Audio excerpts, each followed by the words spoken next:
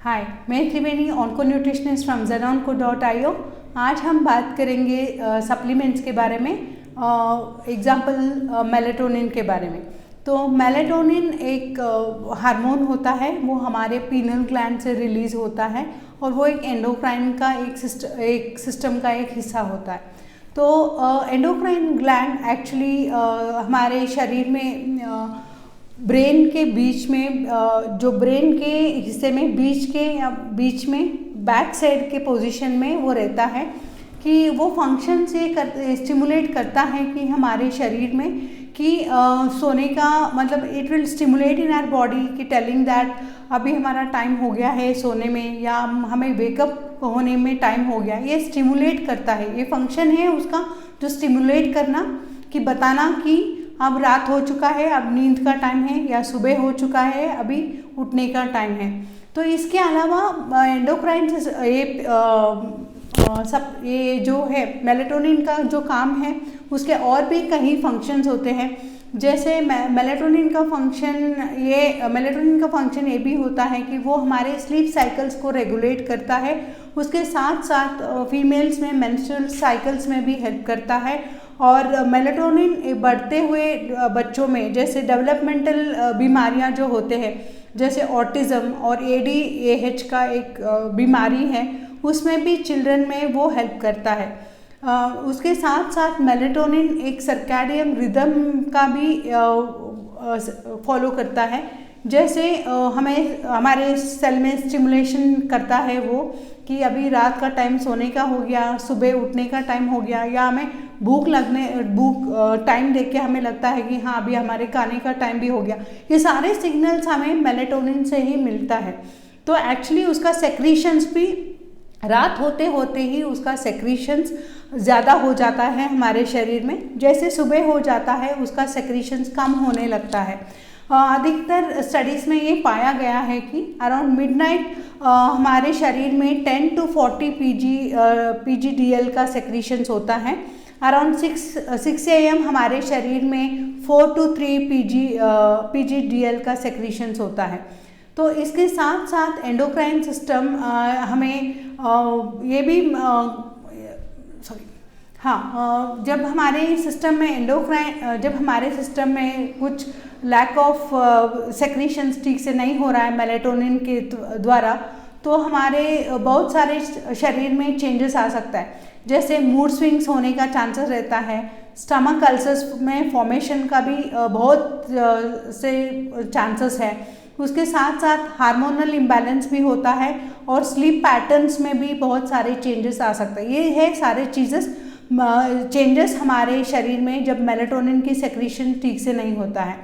तो इसके लिए हमें थोड़ी चीज़ों को अवॉइड करना चाहिए, जैसे कि हमें बहुत देर रात तक जागना एंड बहुत देर तक हमें ये टीवी लैपटॉप्स वगैरह देखना। उसके साथ साथ जो रेस जो निकलते हैं, that suppresses the secretions of the melatonin in our body.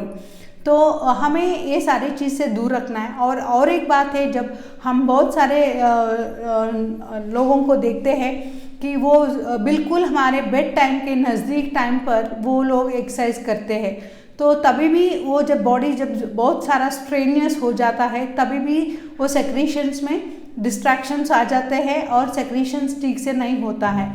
तो इसके साथ साथ जो लोग नाइट शिफ्ट्स में जो काम करते हैं, उनका भी मेलेटोनिन सेक्रीशंस में आप डिस्ट्रैक्शंस देख सकते हैं हम लोग। और कई ड्रग्स भी ऐसे होते हैं जो मेलेटोनिन सेक्रीशंस में वो इंटरेक्ट करता है। तो उसके साथ साथ जो पीनल ग्लैंड का वो जो स्टिमुलेशन होता है, वो नॉर्मली क्वांटिटी में जो होता है, वो भी उसका डिस्ट्रैक्शंस भी हो जाता है। तो ये सारे